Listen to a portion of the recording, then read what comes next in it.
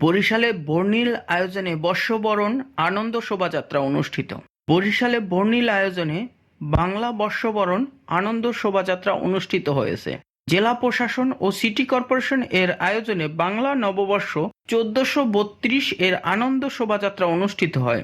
নববর্ষের ঐকতান, ফেসিবাদের অবসান এই স্লোগানকে কেন্দ্র করে সোমবার 14 এপ্রিল সকাল 10টায় নতুন বছরকে স্বাগত জানাতে এ শোভাযাত্রার আয়োজন করা হয়। উৎসব মুখর পরিবেশে বর্ণিল সাজে অংশগ্রহণ করতে দেখা গেছে সকলকে।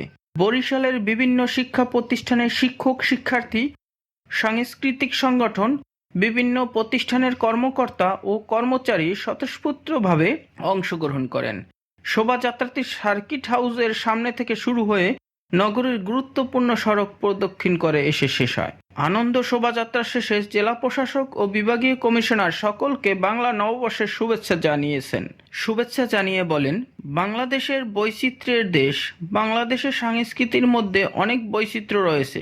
সকল বৈচিত্র্যের মাঝে বাংলাদেশের মানুষ হিসেবে আমরা সকলকে সমবেত করে থাকবো ইনশাআল্লাহ।